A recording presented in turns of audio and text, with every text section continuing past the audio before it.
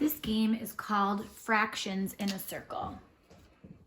For this game, you will need something to write on, something to write with, a buddy, either a real person at home who can play with you, or an imaginary friend like me. I'm going to play against Cookie Monster today, which will be fun too. You will also need a set of cards with fractional amounts on them. I have 10 cards with random fractional amounts that I put onto each card. Your teacher may tell you how many cards and which fractions they want you to play with. If not, just choose 10 random fractional amounts. I have some whole numbers, some that are less than 1, and some that are more than 1. And you can put them on your 10 cards. You may also play with more than 10 cards, but you do need to have an even number of cards to play with. We're going to mix up our fractions so that they're in all kinds of different orders. And we're going to start with our fractions in a circle. You can take turns on who goes first.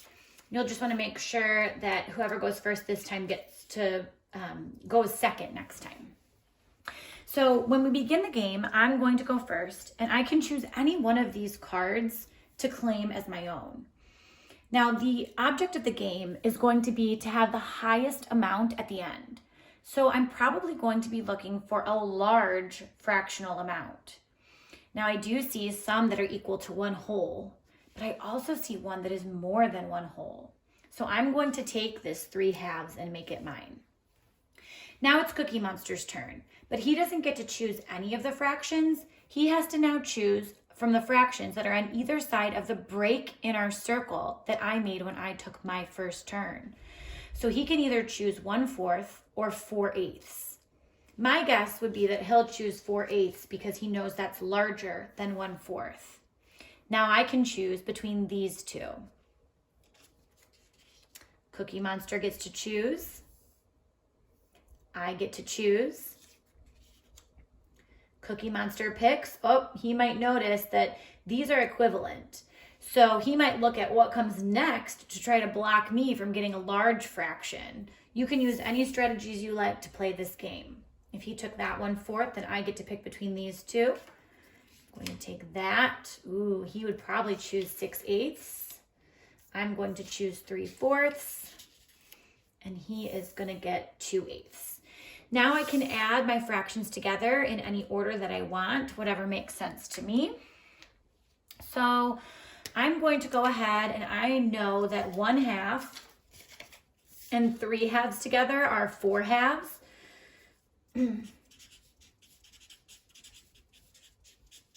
Or 2 wholes. So I know that I'll have 2 wholes there so far. I also know that this is a whole and this is a whole. So 2 halves plus 4/4 is another 2 wholes. So now I have 2 wholes and 2 wholes is 4 wholes, plus my 3/4 is 4 and 3/4. So that is my total. Now we'll go ahead and we'll add up Cookie Monster's amounts. So Cookie Monster might notice that he has 6/8 and 2/8, which would go together to make 1 whole, or 8/8. So that's 1 whole. He might also notice that another 4/8 and 2/4, this is a half and this is a half. So 4/8 plus 2/4 is 1 whole. So 1 and 1 is 2 wholes. Then he still has this 1/4.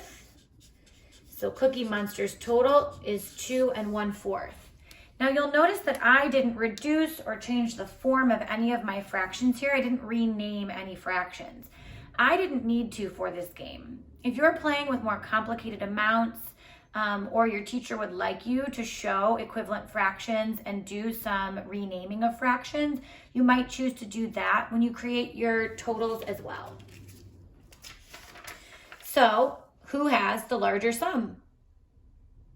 That's correct, I do. I have the larger sum. 4 and 3/4 is greater than 2 and 1/4, so I win this round. Now we can take our cards, shuffle, put them in a new circle, and play again. Have fun, good luck.